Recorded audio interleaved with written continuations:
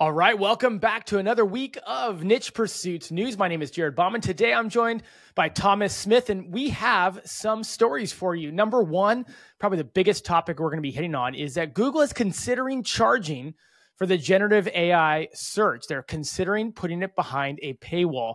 That has ruffled a few feathers. We're also going to talk about Google's market share. You might think it's gone up, maybe you think it's gone down, but it has changed. We've got some stuff on a really fascinating New York Times article that unveils, I would say, a brand new niche, or at least a brand new traffic source. Of course, we have our shiny object shenanigans and some weird niches. Spencer's out this week, so Thomas, thanks for stepping in and filling in here for us. Yeah, I'm thrilled to be here. You joined us probably, 6-7 months ago on the podcast in an interview. I think this is your first time sitting in the co-host chair for a news episode, though. It is. Yeah, I talked about Amazon influencers way back when, and that's all going along well today, but I have a totally different shiny object to share. So yeah, we won't be covering the same ground there on my side. And you brought a weird niche, so very exciting. My weird niche is actually going to put the two of us together, if you can believe that. So stay tuned for my weird niche. We're going to actually see a little bit of us get to interact on screen. I haven't looked at yours yet, so it's going to be brand new for me. And I think it's really cool to have you on. I'll just set the stage really quickly before we get in. Like, you have a really rich background in AI, and we're going to be talking about AI today. Just give everyone like a 10-second overview of your background in AI, and then we'll hit the first story. Sure, yeah. So I have a degree in artificial intelligence or cognitive science from Johns Hopkins. So I got to study it way back before it was a thing. We were literally drawing neural networks on whiteboards, and it was very theoretical. So it's something I've been able to watch evolve through my whole career. And I also, kind of for my day job, run a photography agency that has used AI since back in 2013, when it was all just the machine learning all the way up through the generative AI era today. So yeah, I'd say I have a pretty good background. I was also an OpenAI beta tester starting in 2020. So yeah, happy to talk about it. Good, because we have some AI topics today. It sounds like you're a great one to fill in. So let's go ahead and get started. Before we jump into the podcast, I wanted to let you know that today's episode is sponsored by Search Intelligence. Here's a short clip of Ferry from Search Intelligence showing you how their agency built digital PR links to a client's website. In this video, I will show you how we landed a placement on BBC and dozens of links in massive regional online publications such as Wales Online, Daily Post, and many more. This PR campaign was about the easiest place to pass your driving test for the first time in the UK. This is how we've done it. We simply went to DVLA website, found the latest car driving test data by test center, and downloaded the data in a CSV format. Once we had the data, all we had to do is to look at the number of total tests per test center, then look at the number of first time passes to calculate the percentage of people who passed their test for the first time. Once we had the percentage numbers, we created a press release with our findings. Then we went to Roxhill and found journalists who talk about driving tests, and also looked for journalists who write in regional publications in the UK. In total, we have found about 1,800 journalists and sent them our press release by email. Within less than a day, our story got picked up by BBC, Cornwall Live, Wales Online, and dozens of other publications in the UK, providing our client a tsunami of backlinks perfectly relevant to the audience of the client, who is a specialist in learner driver car insurance. I hope this video is helpful and it shows you how you can also build links with freely available data from official sources. If you want similar link building PR campaigns for your website, head to search-intelligence.co.uk and get in touch with them now. Our first story, and I'm going to go ahead and bring it up on screen here, is that Google is considering charging for their AI search feature. This was first reported by the Financial Times. As noted here, I don't have a subscription there, so I'm going to go ahead and access Barry Schwartz's article in Search Engine Roundtable. And in a nutshell, Google's SGE AI overviews probably will, as we know, will probably, or I'm going to pull from this article, will result in a lack of searchers clicking on both publisher and advertisers links. Now, Google, we've talked about this on the podcast many times. They've delayed the launch of SGE. they don't seem to have a good path to monetization with it. Right now, the cash cow that Google relies on is their ad network, is their ads that they feature in search, and they haven't really found a good way to get that into SGE. And I don't think many of us had this option as the way they were going to monetize SGE. Thomas, I'd love to get your thoughts here while I kind of scroll down and pull up a couple of their insights that Barry shared. Yeah, I mean, I think, like you said, it's notable because it's the first time that they're paywalling something core to the business. Like they've offered Google Workspace and things like that, but search is obviously, like you said, the cash cow. I think there's sort of two things going on here. And one is, as you mentioned, SGE doesn't necessarily show as many ads. So they're losing out on the revenue side there if they switch to SGE. But I think the second piece that's maybe even more interesting is that the cost of serving an SGE query is just so much higher. I mean, you think about, they have these really well optimized databases for pulling things out of their index. It probably costs fractions of a cent to serve a traditional query, even a new one they've never seen before, which is the majority of queries, I believe. SGE, I've heard kind of anecdotally from people, it might cost as much as 10 cents to serve certain queries. So you think about that, the cost has gone up tremendously for serving those queries. The revenue you're getting is going down tremendously. And I think they're trying to figure out a way to make it meet in the middle.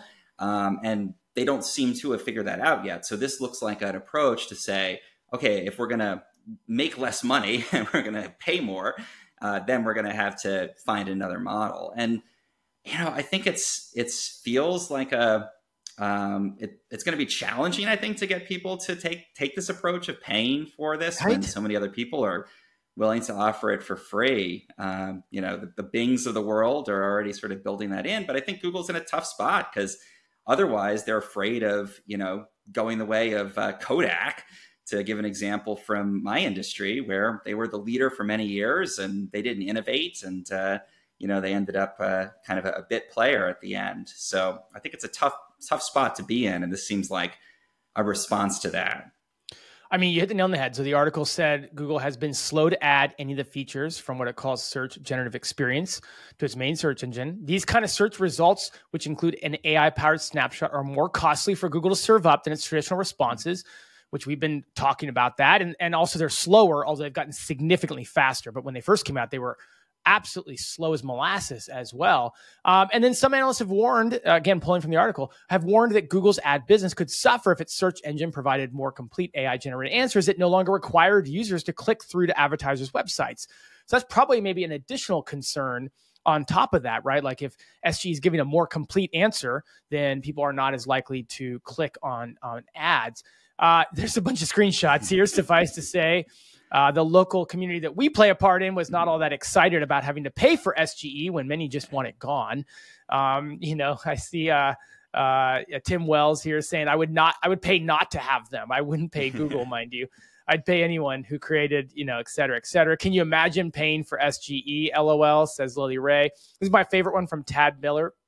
Praying for content that's the equivalent of a rich snippet answer that I get for free right now with the journalistic quality of a 7th grade report plagiarized from an encyclopedia. So definitely some interesting feedback there. But I agree with you, like how we've talked for a while about how is it that they are going to take SGE and the costs associated with it and then get an ad model to sync up with what they're doing. And no one saw this coming. And I cannot imagine that the adoption would be tremendously high, but obviously there's agencies that can study that and really kind of give Google some clairvoyance on that. But you'd think they must have looked into whether the adoption would be anywhere near something worth pursuing at this point. Yeah, I mean, I think they probably have data that shows that when you show an SGE response, people like it, they engage with it. If you stick anything at the top of the SERP, people are going to engage with it, honestly. So it's a little hard to know, but they're probably seeing, positive responses. I think the one kind of saving grace for them is if they can get the cost of serving the queries with SGE low enough, they can answer questions without sending people off of their platform. And I think that's something that every platform is interested in right now, is kind of keeping people within their space. And so, that's where I wonder if they can reduce the cost and they can do this without charging for it, which, I can't imagine that's their long-term end game. Maybe they want to kind of subsidize it in the short term for some power users and eventually roll it out more broadly.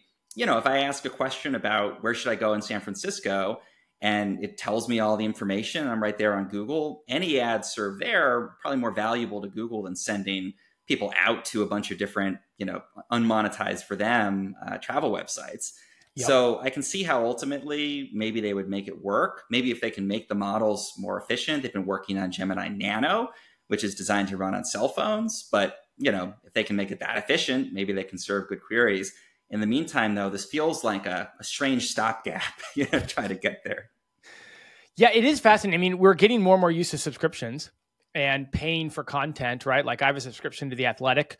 That's one of the ones I know of. And, we're used to breaking our, even our TV, right? Our TV has gotten to a very monetized form of where we pay certain platforms, certain amounts every month. So certainly conceptually, when you get out of search, you can see this model in many ways playing itself out. It just feels so different and non-native to the way we do search. So here's one take. Let me go ahead and share this. This is a tweet from Glenn Gabe, who we do feature a lot here on the podcast. And I thought that he had a very interesting model here. Let me bring it up. There we go. Sorry. As those of you who are longtime listeners know, I struggle a bit with the screen sharing when Spencer is not around. But here's a tweet from Glenn Gabe on this topic regarding the big news from yesterday. Again, this is a couple days ago now, about Google potentially charging for AI services features in search. I've been extremely vocal that we are headed towards Jarvis, an AI assistant that knows everything about you and provides answers to all of your questions. And when that happens, Google, OpenAI, et cetera, will need to charge for that. In my opinion, Jarvis will not be packed with ads and will need to monetize in other ways. I have no idea how long it will take to get to Jarvis, but I do believe that's where this is all headed. Again, to your point of being a stopgap. What do you think about this theory, Thomas? Yeah, I think Google, as Glenn is sort of hinting at there, has access to everything that we do. I mean, literally every purchase you make online, every place you go, if you have Google Maps on your phone, they have an incredible amount of data. They're also probably eyeing the fact that, there's going to be changes to third-party cookies. They're not going to be able to use that data to target ads as effectively. So certainly something like that, where they can leverage all that data that they have about you to provide AI that's not just sort of the generic chatbot, but that is, customized for you. I could see that being a valuable service. And, maybe this is one of those examples of Google sort of planning one thing and mistakenly saying the other and kind of ended up having to pivot, or, one piece isn't talking to the other piece. It could be that that's more what they're going for. And, they said, oh, well, we could roll in a bunch of AI stuff to this, like SGE and others. And, everyone goes, whoa, wait a second, that's a core feature. Maybe that's more what they're going for. And I could see that being a great way to leverage their data and, kind of charge a subscription for it. Even once there's not, the ability to target with third-party cookies. There's a lot that's going to go into this, right? There's so many factors that have happened over the last year to year and a half since, I guess, really the launch of ChatGPT was really kind of what brought all this conversation to the forefront. But boy, you bring up a great point about third-party cookies. Boy, let's table that one for now. We got a bunch of other news topics to get to. That is fascinating, though. I'm sure that Google putting content and AI, SGE behind a paywall I can't see that as being fantastic news for publishers. So we won't speculate beyond that right now, but it's certainly interesting to see. And I wonder how far away that is. Hey, so you brought this one to the agenda. So I am going to turn it over to you. And you noticed that speaking of Google, and speaking of, you mentioned Bing earlier. Speaking of Google, their market share has dropped and has declined by about 2%. We've got a tweet by Lily Ray here saying Google has slightly declined approximately 2% in the past year in overall search engine market share, both globally and in the US. And it looks like most of that went to Bing. Now, 2% does not sound that much, but I know from talking to you, you and I share the same sentiments that it's actually pretty big when you look at it. Yeah, so to put it in context, they went from a 93% market share to a 91% market share.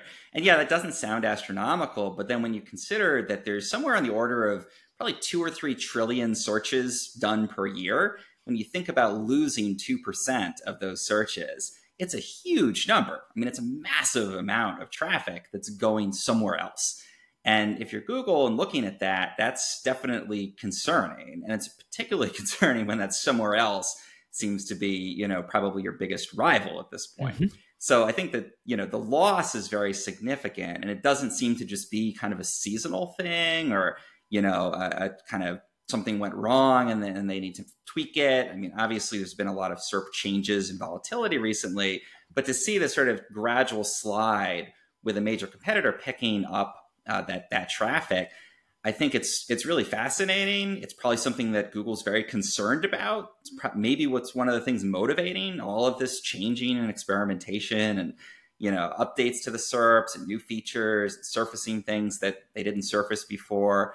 And I think, you know, it also squares with a lot of stuff I've heard within our community. I know a lot of my clients have started to get more Bing traffic. And I'm hearing people say, can you go and set me up with Bing webmaster tools and optimize for Bing? Because I'm suddenly getting traffic from it. It's like my second top traffic source at this point. And I knew that was happening anecdotally. And a lot of people were scratching their heads and going, why is this? Is this something real? Is this just, you know, traffic from ChatGPT that's being mislabeled? Well, no, it seems like actually Bing is picking up some of the people that are leaving from Google. And if that trend continues, it's maybe a reason to start optimizing for that second traffic source. You know, I'm with you because on one side, 93% to 91%, it's like, oh, okay, so you still are winning big time.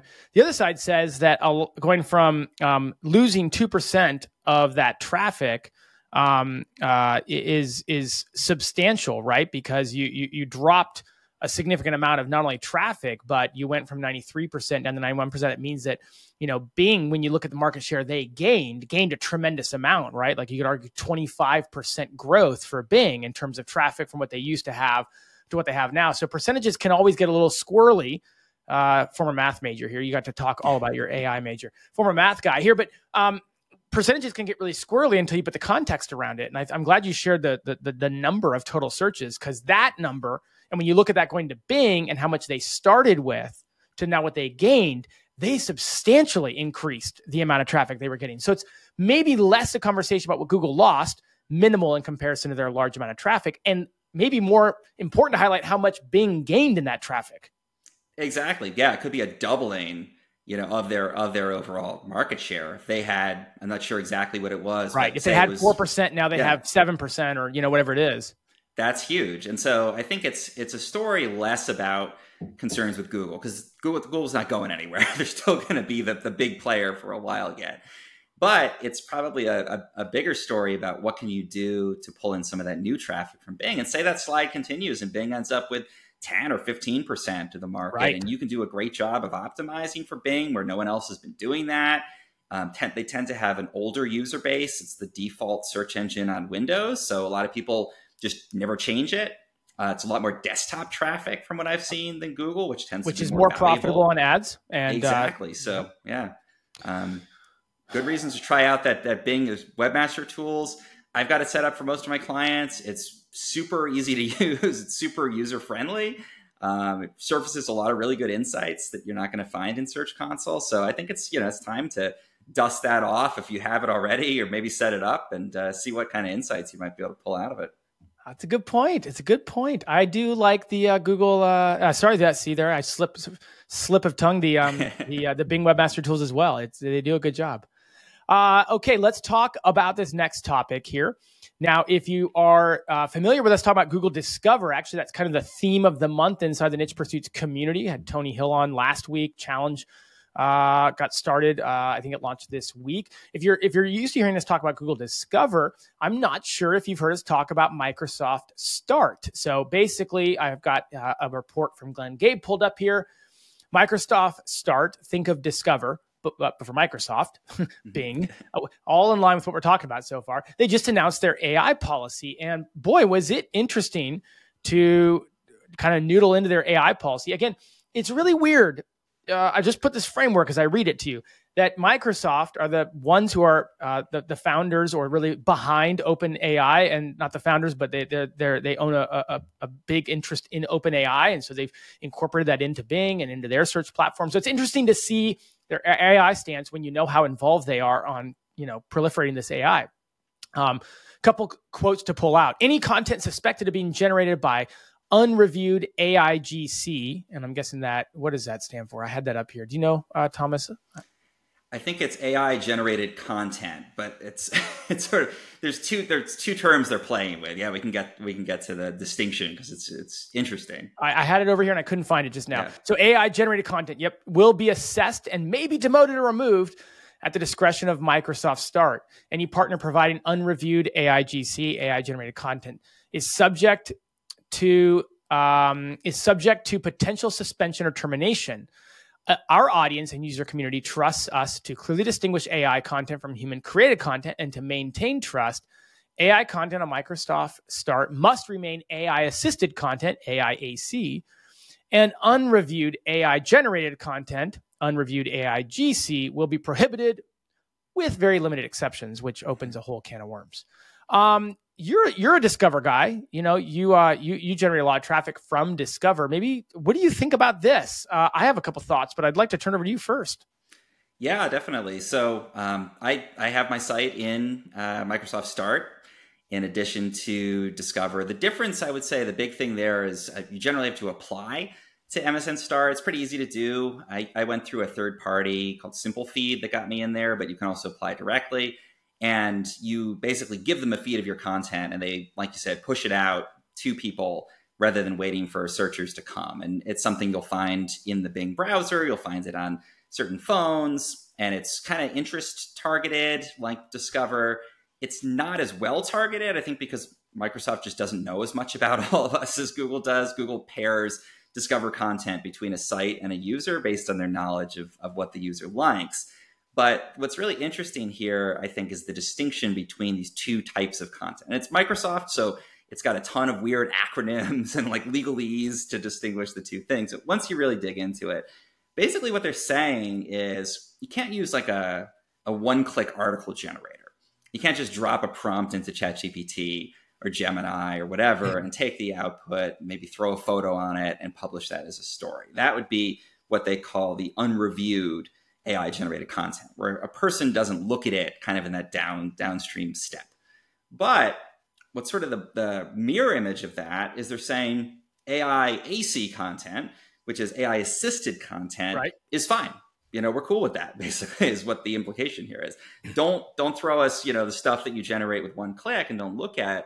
But if a person takes that, maybe makes some tweaks, puts in some personal experience, does some fact checking, adds a couple links, and then, maybe some more photos, that seems to be fine. So I think it's interesting because it's, on the one hand, they're being very clear, none of this sort of automatically generated, unreviewed stuff, the sort of bulk content that Google is now kind of pivoting against as well. But they're saying if you go and do this editing step and it goes through a normal editorial process, that's fine. And in a lot of ways, that's a lot clearer of a stance than you're getting from the Googles of the world, who kind of give us a lot of different perspectives and then act one way and behave, and say they want something different. This is very clear. It's saying, you can't just throw us the stuff that's not been reviewed, but if you want to review it and send it through your editorial process and you want to use AI to kind of turbocharge that, have at it. Yeah, it's interesting. I like it, for the record. I just like more clarity, right? And I think this is more clear than anything we've ever seen from a Google or other platforms. And I just think it's interesting, given that, in many ways, Bing has the most to gain by being a little less clear and a little bit more prolific with their ChatGPT, its use inside of Bing, and yet they're coming out with a lot more clarity around it and probably a lot more heavy-handedness around it. We'll see on the enforcement side how that plays out, right? And how that plays itself out with their platform, the Microsoft Start platform. But we've had a lot of articles we've featured here on the podcast over the past couple months about distinguishing if it's AI assisted or not. Does that need to get put and published? Where does it need to get put and published? We've talked about it being in privacy policies. We've talked about it being front and center on the page. We had that whole Sports Illustrated debacle, which has mirrored itself out into a bunch. So certainly has been in the news a lot. And it's interesting to see Microsoft come out and have a stance on it. So, yeah, I think it's also different because with Discover, Google is really pushing people to your site. It is literally a discovery platform. Like you go on the app, you see things, you click, and you go to the user site. MSN Start, sometimes that's what they do, but they also have a whole feed where they actually pull the content and serve it on msn.com. And that's the program that my site is in, and we give them a feed and they actually serve the actual text there. And I think that might be part of it too, because they're kind of vouching for it at that point. Like people think of it as coming from MSN. They don't think of it as coming from you. And so I think Google could be a little more hands off and just be like, well, if they lied or something, or something inaccurate, it's not on us. We just sent you there, buyer beware. But if Microsoft is kind of vouching for it, pulling it in, serving it from their own platform, I think they've just got to be a little bit more careful. So it's interesting because it shows what happens when a platform has a little more skin in the game. And I think what you see is they're just a lot clearer about what they want and what they don't want from publishers. That's a good point. Bing is the way they utilize it. I mean, even down to their homepage, right? It's very different than the way Google kind of tackles Discover. So, do you see a significant portion of traffic from Microsoft Start like you do with Discover? Does it perform similarly to you, or does it kind of perform more in relation to the overall percent of traffic that you see from a Google or a Bing? The biggest difference is it's really a news-centered platform. So Discover is really moving in that direction, particularly in the last few months. I've seen it really swing towards news and timely content in a way that it didn't before. MSN Start is very news-centric. And particularly, I think they're pivoting now into local news very heavily. So if you can, as I do, you can kind of break it down to cities or break it down to specific regions and that kind of thing, and it's news stories. It can do extremely well. And I think the biggest thing is just that they've got this huge audience, and again, a very valuable audience, because it's a lot of people who are on a PC. They never change their default browser. The stories pop up. If you go over to a parent's house or a grandparent's house and you pull up the browser, and it's sort of this old looking homepage with all these tiled things, kind of looks like AOL, yes, circa 1999. I was at my in-laws just last Saturday, so this is hilarious that you're bringing this up. It's what it looks like, and and that's where it shows up. So it's very different audience, very different kind of content. But yeah, I've seen stories take off and get thousands of clicks out of that, definitely. Another vote for people to take a look at some of the properties that are going on over at Microsoft. We're becoming a Bing heavy week here. So, hey, this next story is fun. So if you've been kind of pummeled a bit by the recent updates, if you're feeling down, if you're a little sour on Google traffic, I think this is an interesting angle. It's a fun story. It's an interesting angle to think about in the world of, like, there are so many traffic sources out there that we don't realize, and you have a personal connection to this person. So I'll pull it up and let you take it from here for this next story. Absolutely. Yeah. So this one is about a guy named Matt Farley. And about 10 years ago, he decided that, he was a musician and he wanted to make it as a musician. He didn't want to have a day job, and he wasn't going to compete with the Taylor Swifts of the world. So instead of sort of leaning into like touring and doing gigs and things, he decided to take an SEO approach to writing music. And he found keywords essentially on Spotify that people would search that didn't have a song written about them. And he just sat down with his keyboard in his basement for like 10 to 12 hours a day and just started banging out songs about every topic you could possibly imagine.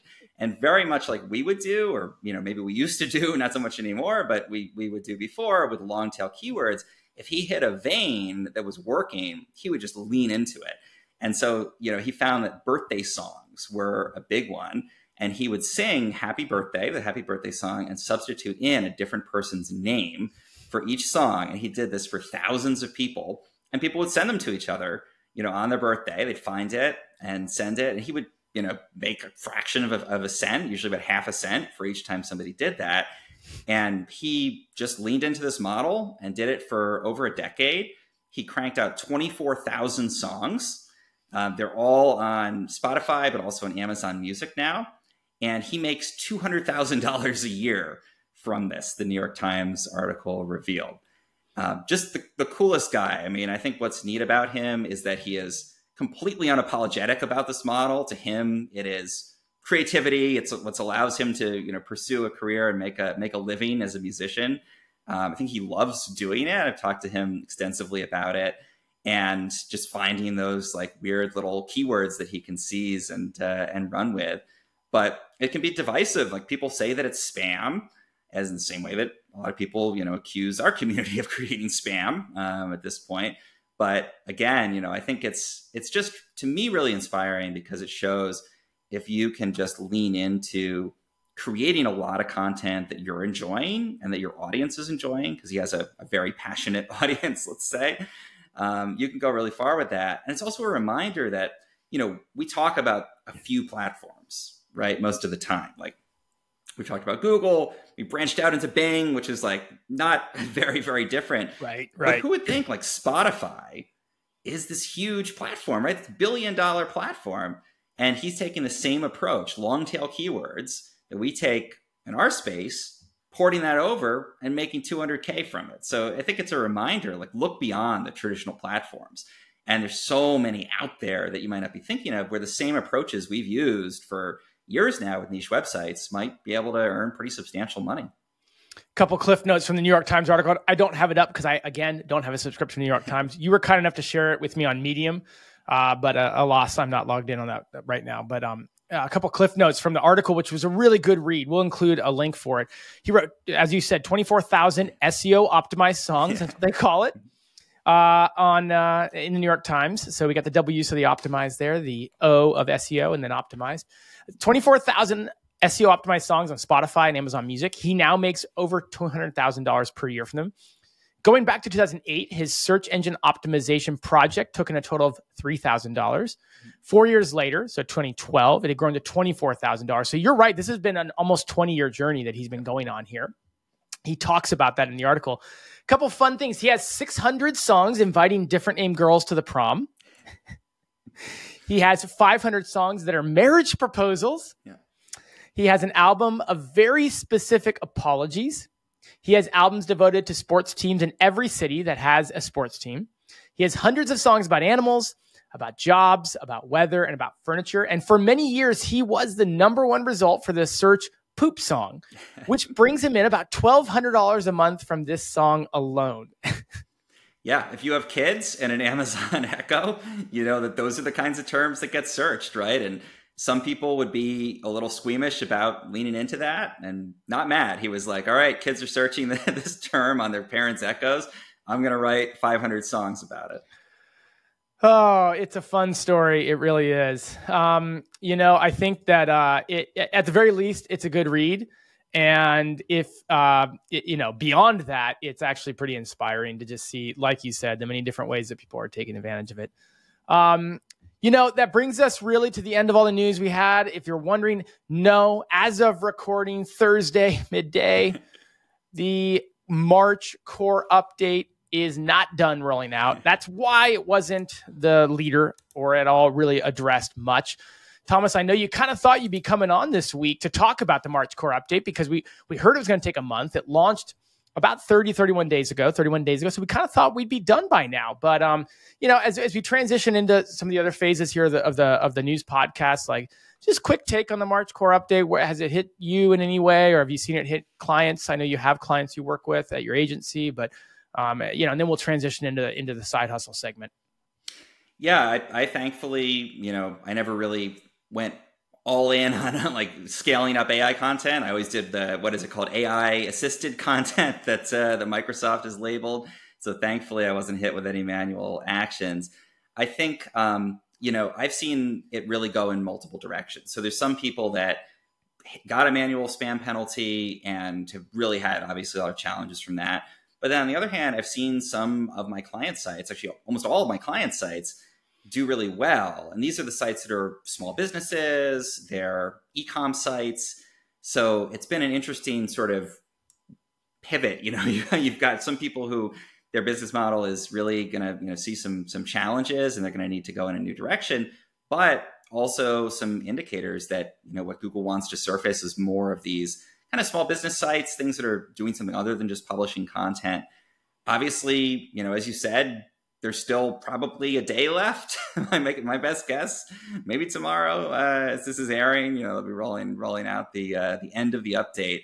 But if things hold steady, I think that's the distinction we're going to see. And there's some kind of middle ground there. There's some sites that saw a hit, but maybe it's more to do with changing SERP diversity. Different stuff is getting surfaced above you, and it's not really what you're doing with your content. Your content might be great, and it's just Google's experimenting. They want to put some Reddit in there and see how people respond. They want to try out SGE, and in that case, it's sort of more of a reason just to hold the line and keep doing good content, the stuff that your audience cares about. Like take a page from Matt's book and just look at what people are searching for and enjoying, and your audience is passionate about, and kind of continue to dive into that. So that's what I've seen so far. It's still not over yet, but I think there's still a lot of opportunity. It's just maybe more about finding where that new opportunity is. And my shiny object will touch on that a little bit too. Well, good transition. I'm sure we'll be talking about the March core update next week. I say that, maybe not, but we all kind of assume it'll be done in the next week or so, but it's not done yet. So there you have it. That's an update on the non-news, I suppose. Hey everyone, Spencer here, founder of Niche Pursuits. So you probably know the importance of building internal links so your site can perform well in Google. Today I want to share how Link Whisper can help you add outbound internal links to your articles. As you draft your article in WordPress, Link Whisper scans your site, identifying the best internal link opportunities. It then recommends the perfect anchor text and link to add. With just a click, your content is updated with new internal links. No more expensive tools or tedious manual site searches. Link Whisper does the heavy lifting right inside the WordPress editor. Say goodbye to the hassle of internal linking. With Link Whisper, you can focus on what you do best, creating great content. Use the coupon code PODCAST today and get $15 off. Elevate your website's internal linking with Link Whisper now. Building smart internal links just got easier. Go to linkwhisper.com today and be sure to use coupon code PODCAST to get $15 off. Okay, let's move into shiny objects. I'll start with mine. I'm going to do an oldie but goodie here.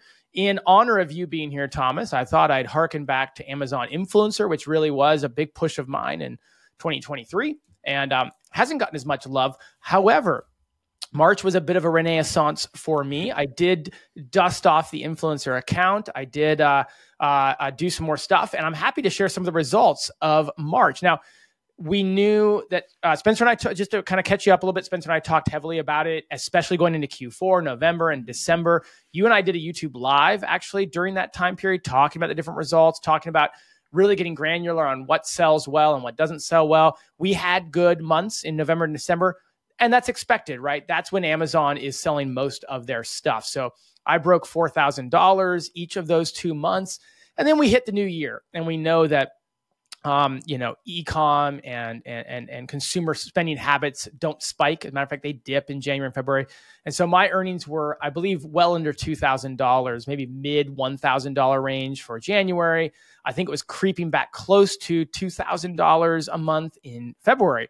So suffice to say, I was quite surprised that in March, I earned just a couple of dollars shy of $4,000 off my influencer account. And mind you, I have only uploaded to about mid-March. I'd only uploaded about 8 videos for this entire 2024 year.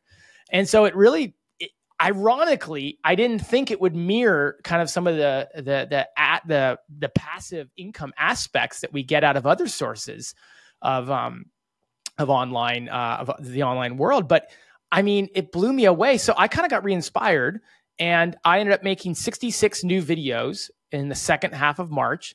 And so those are live. I also thought I'd share a couple of interesting data points, maybe get your perspective, because I know you are pretty active on the influencer program and have been for a number of years. You're one of the people I always go to when I have questions. So my clicks, all right, so the clicks from the videos were over 15,000 in the month of March, whereas I just broke 10,000 in the month of February. So they're up 50%. And yes, clicks are up by 50%, but I also noticed that my earnings per click were up by 44%. And so that's the double whammy there. I was getting 50% more clicks, and of the people that clicked, they bought 50% or 44% more product. And so that's what led to the more than doubling between February and March. So, man, really exciting. I felt like I'd expect this in November, December, but March, why March? Yeah, that's amazing. Congrats. I mean, that's huge. And I think, like you said, it illustrates that this is a passive income type of thing. I mean, I've been in it since 2020, I think 2021, basically when it launched. I was one of the early people. And I still have videos from way back then that earn. So I think you're in that, you're seeing how it can be something that continues. Was there any kind of seasonal trend to that? Like, was it particularly spring type of products that were doing well? It was, so there were definitely some, I finally started to see some reappearances from things I was selling in the early days, because I got in at the end of May. And so my first kind of earnings, June, July, August, were mostly summer products, right? Mm-hmm. And so a lot of those products, I saw those videos coming back. As a matter of fact, I tweeted at one point in the month that like most of my best-selling products were from videos I created the first week I was on the influencer program. I wouldn't have classified them as spring. I would have classified them as summer, but I suppose they're warm weather products, and maybe people are starting to look towards warm weather in March, right? Spring break coming, for many, like vacations along those lines, and people start gardening again. They start getting outdoors again. So yes, to some degree, I think you have a point there. Definitely. There was definitely some seasonal products that were part of that. Yeah. I mean, remember, it's often the case that people buy kind of like one season out. Like you think about, I went to Tahoe about a month ago. And if you're not familiar, it's like the ski area in California. You go up in the mountains. And I went to Target in January. I thought, I'm going to get, boots for my kids. And of course, it was all on clearance because they had already moved on to the spring stuff. It was all, planting and gardening and stuff. So I think, retail often is kind of one season in advance. So if you were shooting these videos for the summer, and I know your strategy was really just go around your house and find the most recent stuff you bought and review it. Well, if you were buying stuff right then and there and going back through your order history and shooting a video for each thing you bought, and that was in May, and now people are kind of buying, I wonder if that's the seasonal element. But to me, that says, you're probably on the upswing, right? Like if you keep going, you did that throughout the whole year, well, you're still going to get the revenue from that, but you get into the holiday season and Q4, and it's more of the electronics and the gifts and the higher value stuff. You're probably going to do even better this year because you're going to have that headwind of the whole year's worth of stuff rather than just, the stuff you shot in the summer. So that's exciting. And I mean, almost 4K for the month where most of that's passive. Like that's amazing. It's a side hustle that keeps on giving. It does inspire. I want to do some more videos in April for sure. Again, it's a good reminder, like kind of think, haven't I done most of what's in the house? Well, I have, but for better or for worse, we keep buying stuff. It's a whole other conversation, right? But stuff still appears. So, there's still new stuff to record every month to some degree, but, you love to live in the world of side hustles. I know this from having talked with you over the years, and certainly being a person on the influencer program. What side hustle project or projects are you working on these days you want to share? So I got two. One of them is kind of more real. One of them is mostly just for fun, but you never know where things go. So the one I really want to hone in on though is Medium. And I think a lot of people heard of Medium. It's been around for a long time. We maybe see that it's takes up space in the SERP, or it's something that we might have to compete with. But a lot of people don't know a lot about the platform. And I think a lot of people don't realize how valuable of a platform it is for the right kind of content. So I've been writing on Medium for probably about 5 years now, since 2019. And if you're not aware of how it works, it's a subscription platform. So people pay a monthly fee to be a member of Medium. Ooh, there that topic is again. Yeah, there you go. The monthly fee. And they're doing it really successfully. This has been their model throughout. They were at, I think, about 750,000 paid subscribers as of about 2 years ago, kind of like the end of that pandemic, surge in people going and consuming content online. They're about to cross 1 million subscribers, paid subscribers. Wow. They added a more expensive tier. So, they're probably bringing in maybe 5 to 7 million, maybe a bit more per month from this subscription. And their model is essentially you pay, you get access to all the stories on Medium, and writers, pretty much anybody can go and publish content there. And if it's good enough, it gets pushed out to Medium's audience. And you as a writer get a chunk of that subscription based on how many people, subscription money, based on how many people engage with your story. And there's a lot of stuff that determines the exact amount, but that's the gist of it. So if you publish something on the platform and it does really well, then you're getting a bigger and bigger chunk of that paid subscription money that they're bringing in. And it creates this incentive for you to write really good stuff that their audience will engage with. And it's great for their audience because there's no ads. You know, they're getting content that's served, that's just for them. It's paywalled. So it's often stuff that's not available elsewhere, although you're also totally able to publish stuff from your own blog to Medium, and you can do a canonical link back so you don't give up any SEO from that. And yeah, so I've been doing it for a long time. I think Medium went through a phase where they were trying to deal with the whole like AI content thing, just like Google is right now. They did something similar to Google where they initially embraced it and then they moved fully against it. They said, no, you know, we're a place for human written stuff, and closed the door. They closed the door on all of the crawlers for AI training. So you can't train on their stuff anymore, and went fully human written. And they've just surged since then. They brought in human curators to look and decide what to surface. So it's sort of like the anti-Google. Like there is an algorithm that does recommendations and matching, but fundamentally it's people writing the content and then people deciding essentially what gets served to users. And it's been so successful. So, I mean, they gained like 250,000 paid subscribers out of that. And as a writer, I've seen the interest there and the traffic there just skyrocket. So, you know, I was at the point, I was probably making a few $100s a month. Yeah. Last time I talked to you about this, you were making, I think, a few $100s a month. Yeah. You know, maybe $500-600 a month, which was this was great. probably what, last year, right? Early 2023, mid 2023, I think. Yeah. It was like, you know, it's great. It's like a little bit of, you know, passive income. Yeah. In March, I made $3,340 on there just from the articles. And I published, I think, 4 articles that made up the bulk of that. There's some passive that, you know, $400 or $500 from the previous articles is still there. But I had one article that made over $2,000 just on Medium, just in that month. And I mean, that's huge. They're also picking up a ton more Google traffic. So I think Google is kind of like with Reddit, you know, seeing that, hey, this is a place where there's a lot of really good kind of human content. It's not available through AI platforms. So, you know, since they've locked out all the crawlers, so you're not going to get the info from ChatGPT or, you know, or Gemini. So they're sending more traffic. If you look at the graph for Medium and Hrefs, it's kind of like Reddit, you know, it's just up and to the right. So I've seen, you know, huge earning potential there. Again, if you have the right kind of content, but also the audience is really engaged. You know, they're paying to be there. So they're really interested in being on Medium and consuming the content. And it's been a huge source of newsletter signups for me. So I've gotten probably at least 1,500 newsletter signups over the last year, just from people reading articles on Medium. And my newsletter is super specific and very, you know, very kind of niche specific to AI. And so to get, you know, high value people, the open rate from those subscribers from Medium is about 60 to 65% for me. So it's been really a great source of high quality newsletter subscribers, in addition to, you know, over 3K in revenue just from the stories.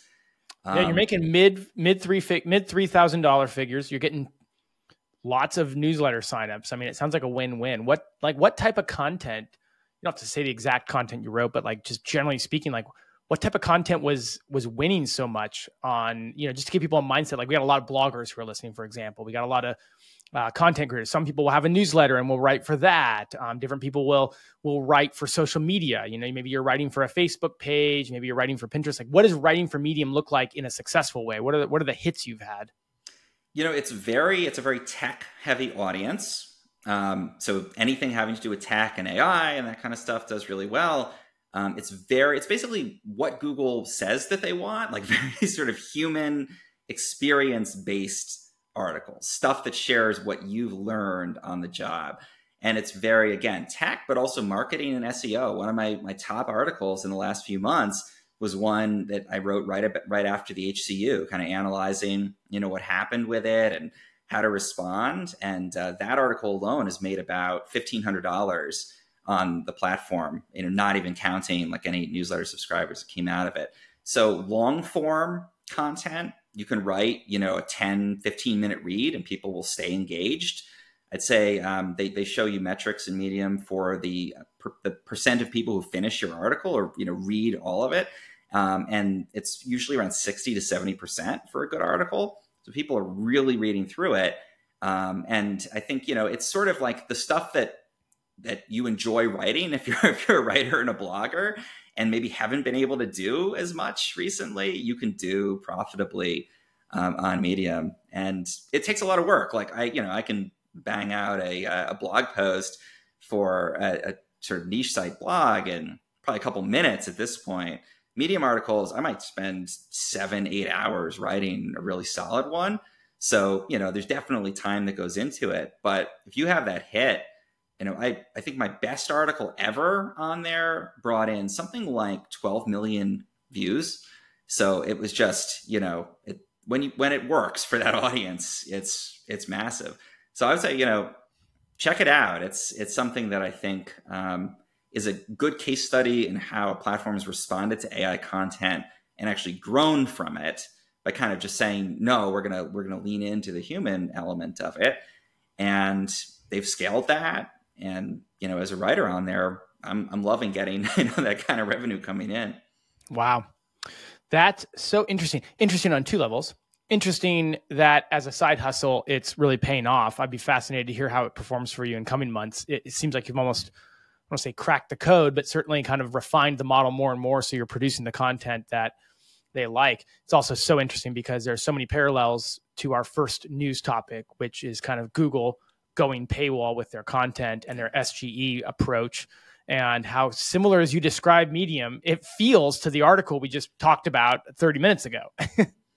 Oh yeah, totally. I mean, I think what's different is that they are sourcing the content and trying to bring in that content that's really going to be valuable to the audience. And because they don't have to worry about ads, they're not really beholden to, ad revenue and time on page to the same extent. They're just really trying to find the thing that's going to keep people subscribed, and that's going to be stuff they enjoy reading or they get something valuable out of. So it's interesting. It's a different kind of business model to the traditional one. And it's obviously, compared to Google, I mean, it's a minnow, even, $5 to $7 million a month of revenue. Right. That's not anywhere close. But to the individual writer on the platform, if you can publish some stuff you love writing, maybe pick up some newsletter subscribers and get paid $3K, to do it, it's a great fit. If you really love the writing, I think that's the thing. It's like, if you're going to farm it out to a team, it's probably not for you. But if you're the kind of person who loves to just, drill into it, you're the person who writes those like 3,000 word, newsletters to your list, not naming names or anything. It's probably going to be a really good fit. I couldn't help but think, I'm like, this sounds like what I have to do for my newsletter. I crank out these articles that are way too long. They're not articles, they're newsletters, but I end up pouring 3 to 5 hours into them and they're extremely long. And everyone tells me I share too much, but they have, for the right person, they're very engaging and they have a great open rate. They're usually, oftentimes read all the way through. And I don't write for a search engine. I just write kind of free form. Sometimes I don't even have headers or anything.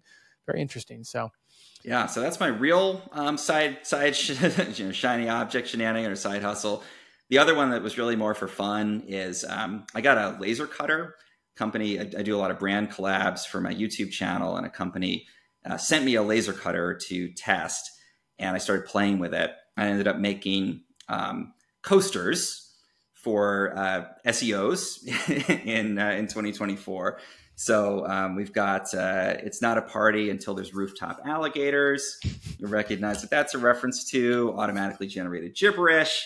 And then we've got the most recent one I did was a tag cloud of the terms that ChatGPT loves to overuse. Yes. We've got delve into, yeah, more so. It's essential to. And then, of course, because this is niche pursuits, we've got, at least we still have Costco hot dog, which was not hit by a manual spam action. So it's just for fun, but I'm proud to report I put them on Etsy because people asked me to, and I made one sale. So I think I've made, $9 of profit or something from this. But it's been fun. I've been sending them out to friends.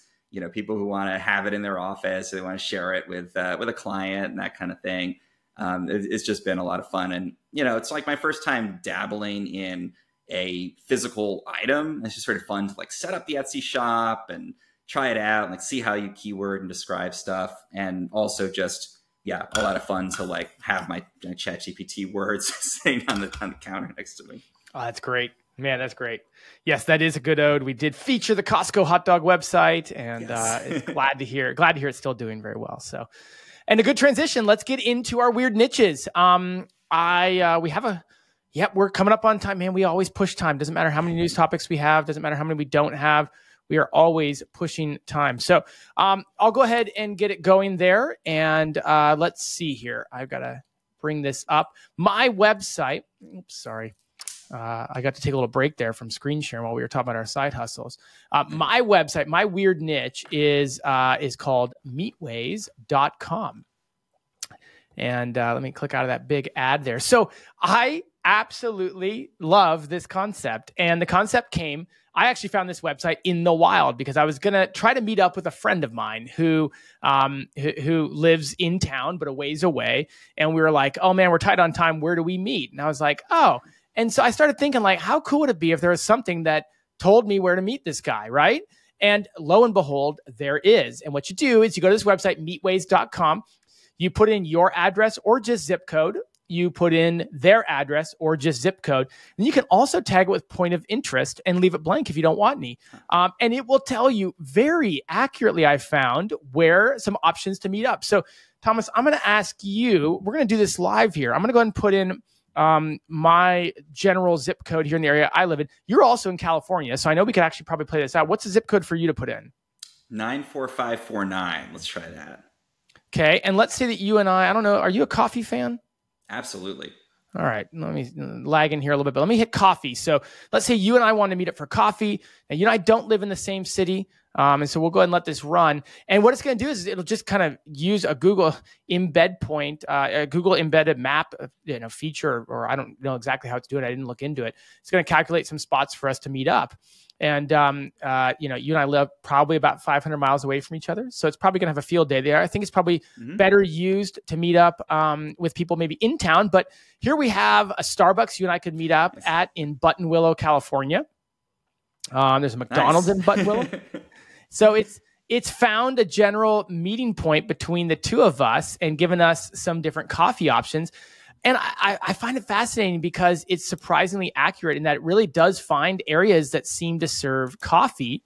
Obviously, Starbucks is a coffee shop, but McDonald's, right? Like, I think I would classify them as a place to get, more fast food, but no, it's coffee and tea. And so I just, I'm going to pull up the Ahrefs stats while we're talking here. But I mean, what do you think of this? I think it's awesome. I'm looking that up to see if I've gone to that Starbucks because I will often drive down the 5, which is what it's calculating. All right, so I have not gone to that Starbucks, but I have gone to the McDonald's that is by that Starbucks in Buttonwillow, California, and I'll tell you, it's a pretty good McDonald's to meet up at. So I know that like it's a weird little like truck stop area where they've got a couple places, and it does have a Starbucks right by that. So, it got it right. Like you drive down the 5, right? And you drive up the 5. And if you were looking for a place to stop, you'd probably look for one of those little towns that's sort of off this big road. If you don't know California, it's this road through the middle of nowhere. And you find these little rest stops. So I have been to Buttonwillow, California, and it is, in fact, I think a perfect spot to meet up. It's interesting. And I've got the Ahrefs report brought up here, and this site has done very well. It's only a DR34, but in the last 2 years, look at this traffic growth. We've gone from organic traffic of last year at this time about 15,000 per month to over 30,000 estimated organic traffic per month. It ranks for 188,000 keywords, and so it seems like when you look, like they have all these info pages that get generated and rank for different things. So like Austin to Houston driving hours. That's one of the ones that ranks. If I go over here to top pages, you can see that they've indexed over 111,000 pages. A lot of them are these driving time and meeting points and travel cost. And so I'm imagining programmatically, they've built out like a ton of pages that seem to have gotten indexed for some of these kind of more long tail search queries. Yeah, I'm seeing like, not only are you, if you're putting that in, you have a pretty strong intent to travel, right? Like you're going somewhere, or else you wouldn't be using this calculator. And I saw one there was New York City to Baltimore. Yep. So I used to live in Baltimore, and that is definitely a drive where you'd want to look up, and it looked like people were looking for the tolls, and they wanted to understand like how much am I going to pay, not just where am I going to meet up with a friend, but kind of understanding that drive. I can see how that'd be a really high intent type of thing. And people who are about to travel, especially like I'm going to New York City from Baltimore, it's probably going to be a weekend trip. I'm about to spend some good money. The ads on there are probably going to be pretty valuable. So I can imagine with that kind of traffic, they're probably doing really well. To your point, they definitely have, they're definitely monetized with ads. They have a pretty prolific amount of ads. When you look at the above the fold, full banner ad, they've got this footer sticky ad. They've got ads down here on the right-hand side and the left-hand side.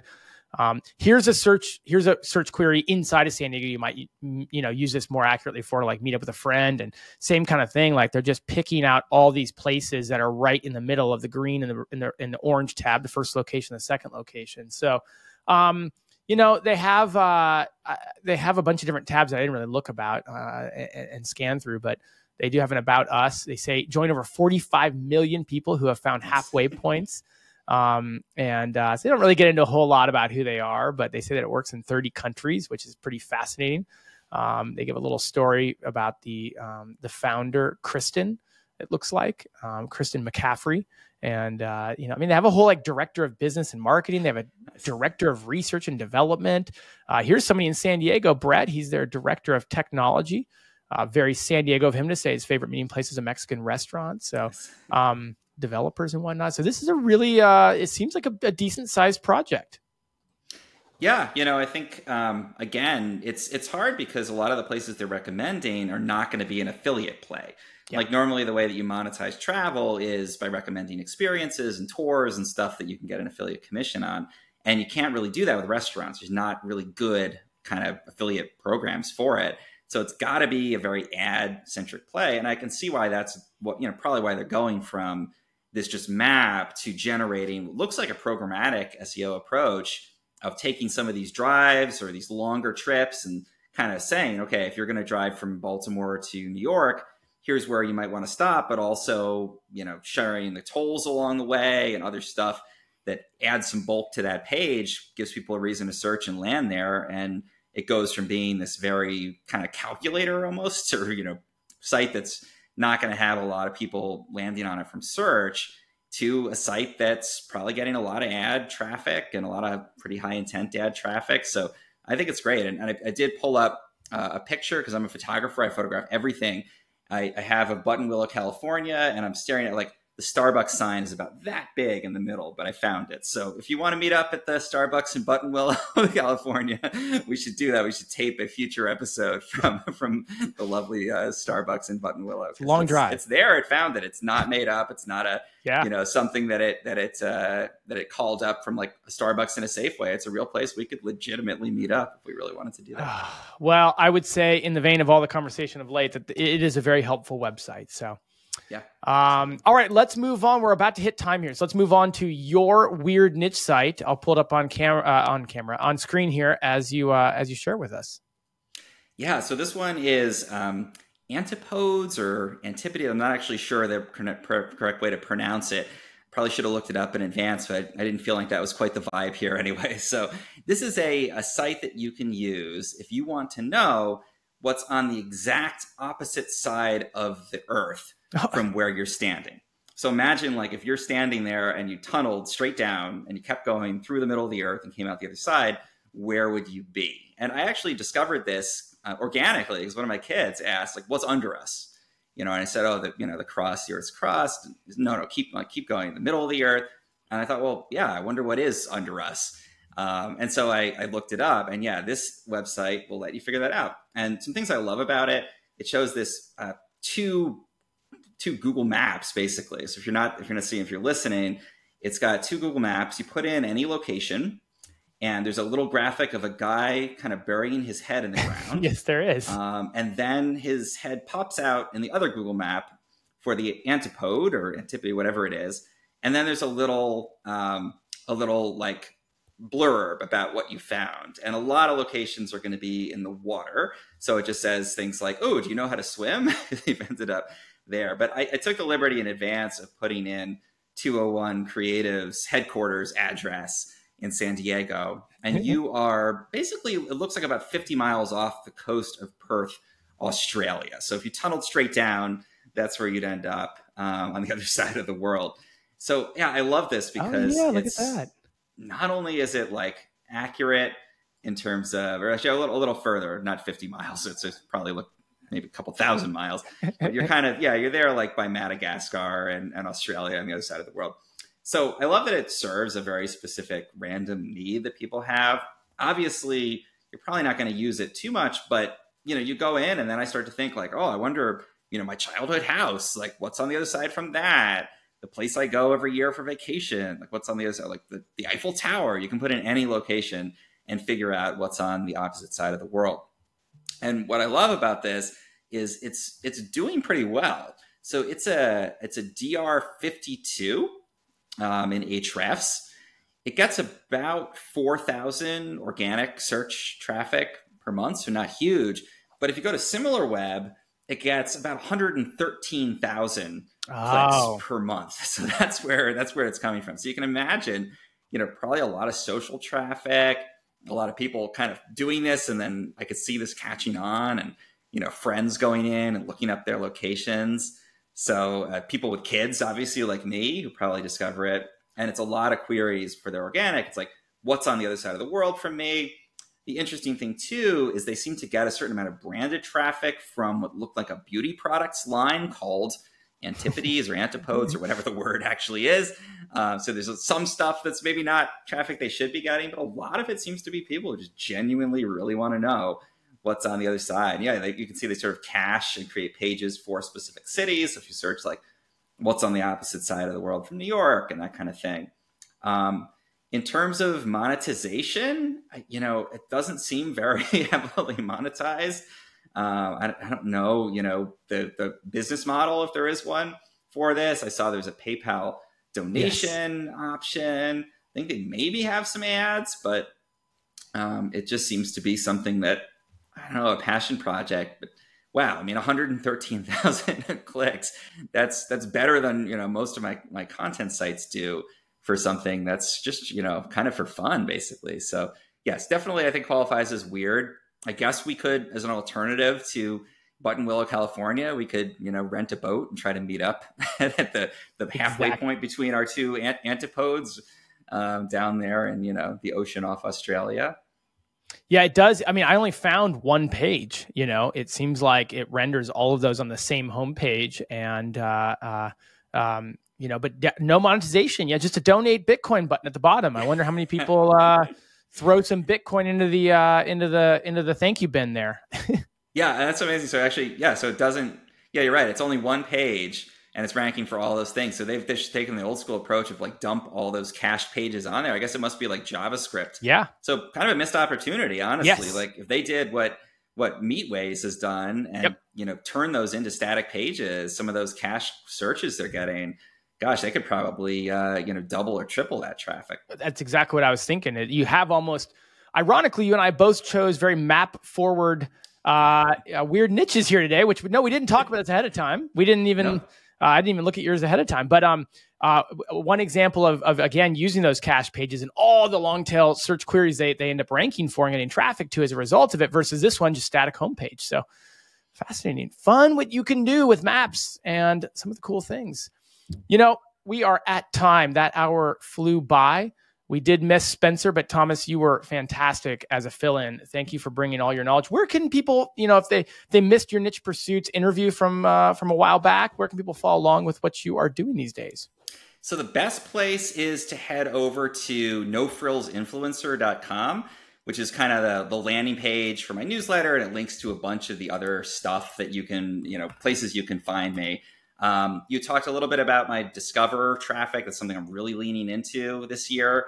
And I kind of teamed up with some others in the field, Tony Hill and Jesse Cunningham. We launched a course at getigniteyourtraffic.com that goes into Discover and some of these other like kind of more engagement focused traffic sources. So that's another place. You can also find me on Twitter. I'm at TomSmith585. And yeah, if you have questions about any of these things, I love like walking people through Medium and showing you how to get started and that kind of thing. So yeah, I love to hear from folks. Definitely reach out. Well, thank you for joining us, folks. Thanks for tuning in. Come back next week. Pretty sure we're going to be talking about the culmination of the March core update and all that that means and what came out of that. And yeah, I'm sure so many other news stories will pop up. Spencer will be back next week. And so we'll see you at the same time, same place. Have a great weekend, everyone. All right. Thank you. Bye now. Thanks for joining us today on the podcast. Just a final reminder that it was brought to you by Search Intelligence. And if you're looking for link building PR campaigns for your website, just head over to search-intelligence.co.uk and get in touch with them today. Cheers. Hey everyone, thank you so much for listening to the Niche Pursuits podcast. I just wanted to remind you that if you are ready to start building smarter, faster, and easier internal links, you should check out Link Whisper. You can get $15 off Link Whisper when you use the coupon code PODCAST at checkout. Head over to linkwhisper.com and use the code PODCAST in order to save $15. Thanks again for listening.